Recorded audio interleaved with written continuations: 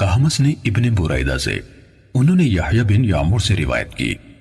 انہوں نے کہا کہ سب سے پہلا شخص جس نے بصرہ میں تقدیر سے انکار کی بات کی معبد جہنی تھا۔ میں یعنی یحییٰ اور حمید بن عبد الرحمن حمیری حج یا عمرے کے ارادے سے نکلے۔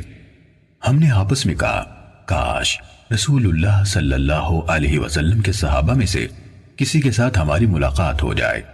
تو ہم ان سے تقدیر کے بارے میں ان آج کل کے لوگوں کی کہی ہوئی باتوں کے متعلق دریافت کر لیں۔ توفیق الہی سے ہمیں حضرت عبداللہ بن عمر بن خطاب رضی اللہ عنہما مسجد میں داخل ہوتے ہوئے مل گئے۔ میں اور میرے ساتھی نے ان کو درمیان میں لے لیا، ایک ان کی دائیں طرف تھا اور دوسرا ان کی بائیں طرف۔ مجھے اندازہ تھا کہ میرا ساتھی گفتگو کا معاملہ میرے سپرد کرے گا، چنانچہ میں نے عرض کی، اے ابو عبد الرحمن، یہ عبداللہ بن عمر رضی اللہ عنہما کی کنیت ہے۔ واقع یہ ہے کہ ہماری طرف کچھ ایسے لوگ ظاہر ہوئے جو قرآن مجید پڑھتے ہیں اور علم حاصل کرتے ہیں، اور ان کے حالات بیان کیے۔ ان لوگوں کا خیال ہے کہ تقدیر کچھ نہیں، یعنی ہر کام نئے سرے سے ہو رہا ہے، یعنی پہلے سے اس بارے میں نہ کچھ طے ہے نہ اللہ کو اس کا علم ہے۔ ابن عمر رضی اللہ عنہما نے فرمایا،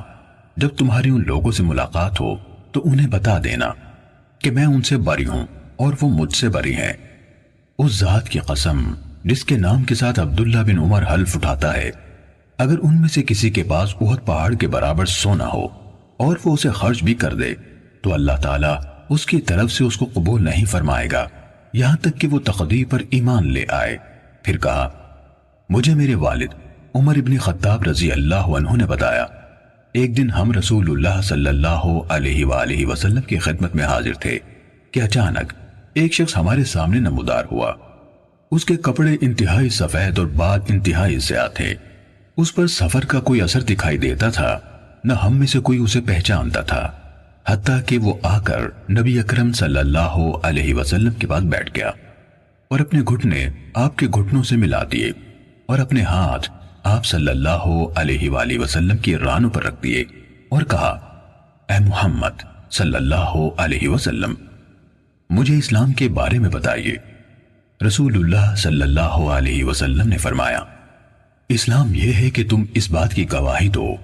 کہ اللہ تعالیٰ کے سوا کوئی عبادت کے لائق نہیں اور محمد صلی اللہ علیہ وسلم اس کے رسول ہیں۔ نماز کا اہتمام کرو، زکوٰۃ ادا کرو، رمضان کے روزے رکھو، اور اگر اللہ کے گھر تک راستہ طے کرنے کی استطاعت ہو تو اس کا حج کرو۔ اس نے کہا،